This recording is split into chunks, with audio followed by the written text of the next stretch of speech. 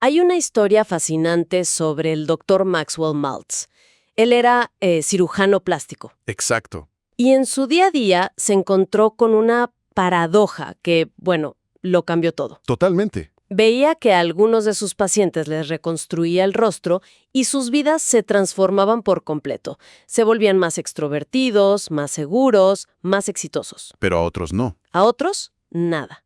Les hacía exactamente la misma cirugía, una mejora física objetiva, y seguían siendo la misma persona atrapada en la misma personalidad. Ujú. Esta pregunta de por qué una cicatriz externa sanaba, pero la interna no, es la que nos lleva hoy a analizar su gran obra, Psicocibernética. Y es que la misión aquí es descifrar ese concepto de la autoimagen. Justo. Porque Maltz llegó a una conclusión que era, para un cirujano, radical. El problema no estaba en el rostro del paciente. Estaba en la idea que el paciente tenía de su rostro. Exactamente. Se dio cuenta de que no operaba piel y hueso, sino las ideas que las personas tenían de sí mismas.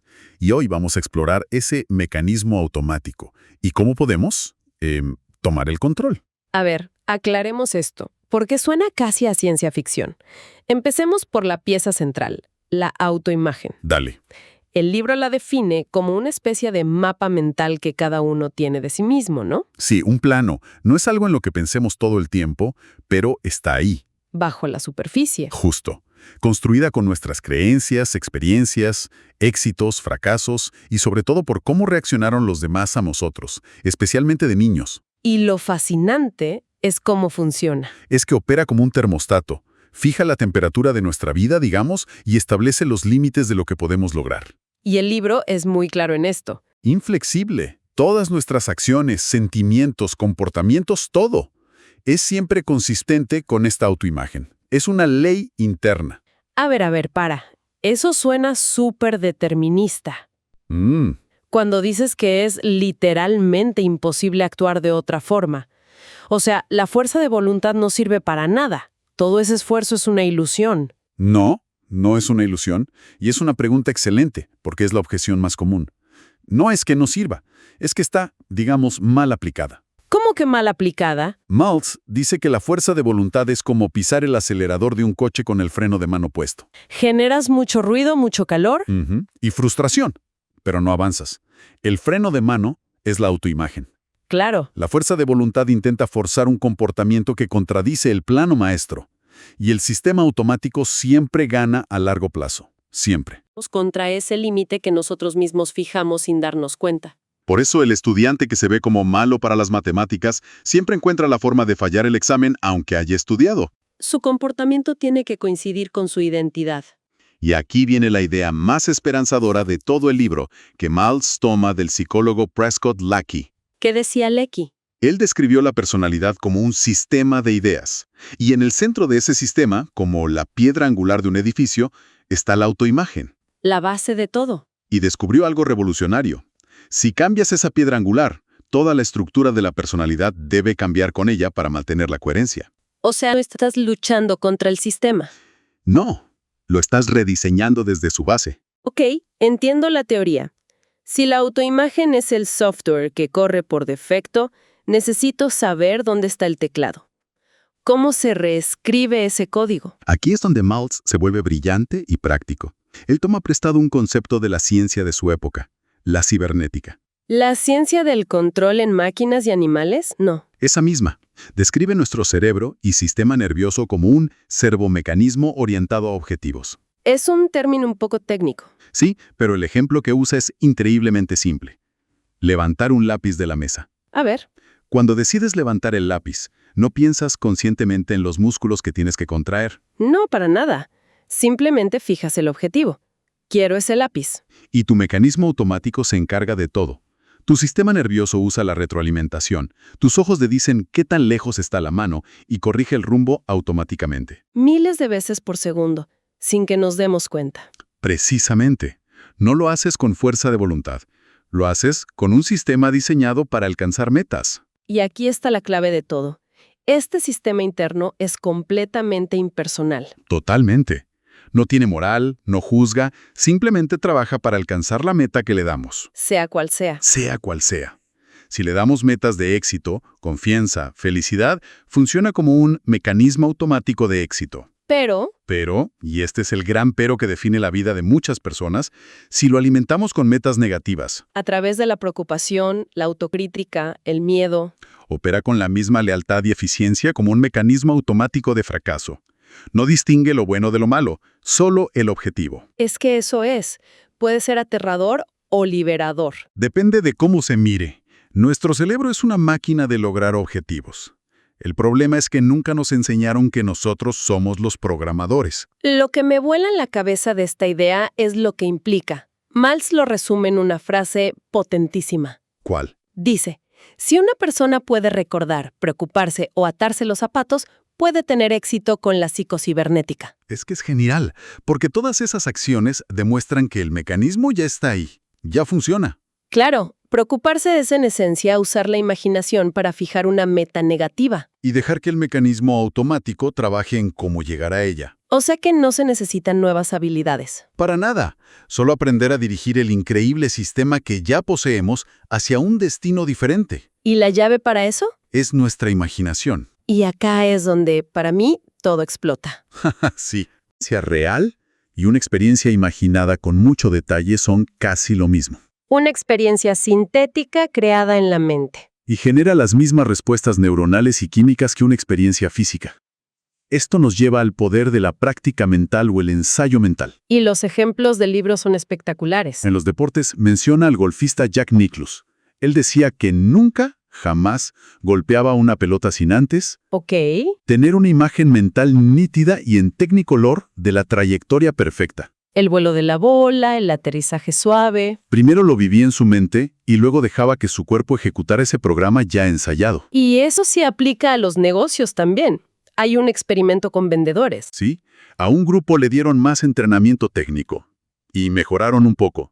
Pero al otro grupo le pidieron que se sentara en una habitación a actuar mentalmente las situaciones de venta. Se imaginaban manejando objeciones, cerrando tratos, Y sus ventas aumentaron entre un 100 y un 400%. crearon la experiencia del éxito en su mente antes de vivirla en la realidad. ¡Es increíble! Y no solo ahí, el pianista Arthur Schnabel odiaba la práctica física.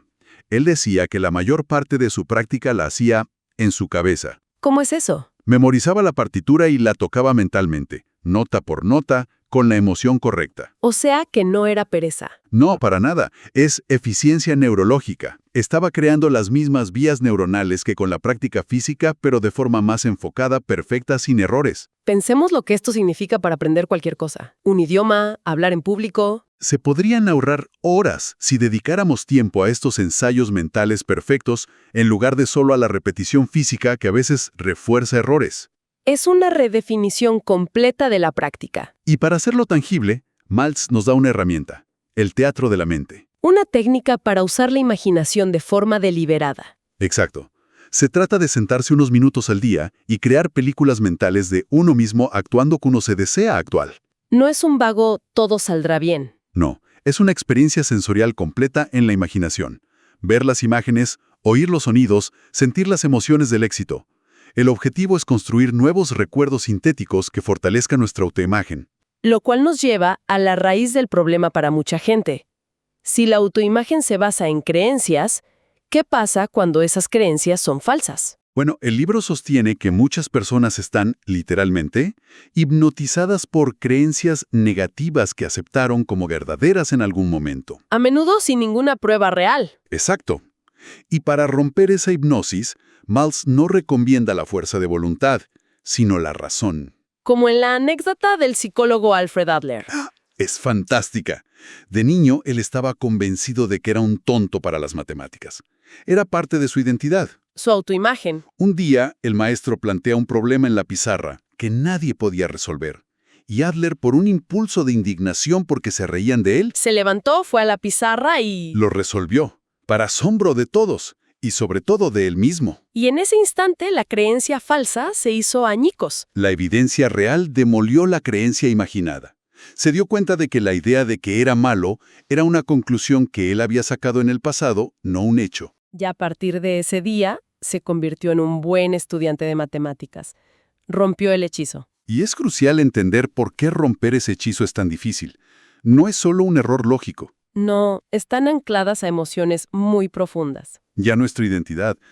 Abandonar la creencia de no soy bueno socialmente se siente como si una parte de nosotros muriera, aunque nos haga sufrir. Entonces la propuesta es convertirse en una especie de detective de las propias creencias. Sí, examinarlas con una lógica fría.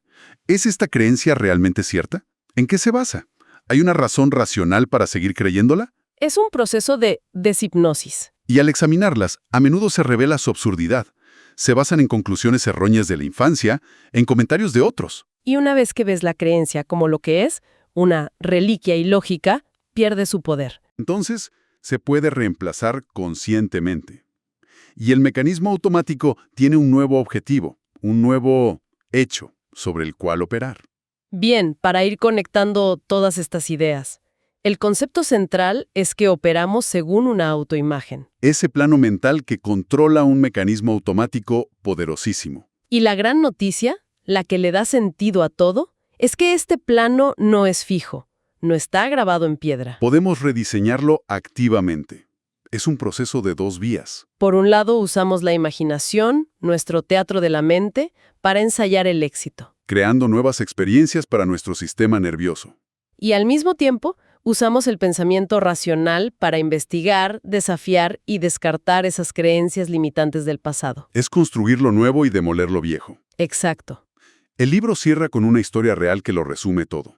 La de los Royal Knights of Harlem. Así, un grupo de jóvenes de un barrio muy difícil en los 60, considerados por todos como un caso perdido, sin futuro.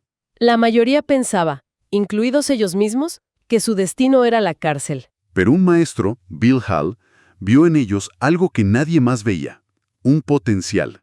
¿Creó un club de ajedrez? Y no solo les enseñó a mover las piezas, a través del ajedrez les ayudó a cambiar radicalmente cómo se veían a sí mismos. Esos chicos, cuya autoimagen era la de delincuentes, empezaron a verse como estrategas, como caballeros reales. El resultado fue extraordinario.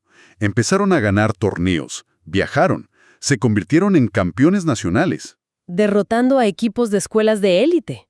Sus vidas cambiaron porque alguien les ayudó a instalar una nueva autoimagen. Y esto nos deja con una reflexión final, ¿no? Claro. La historia de los Royal Knights muestra el poder increíble de una influencia externa, un maestro que cree en alguien.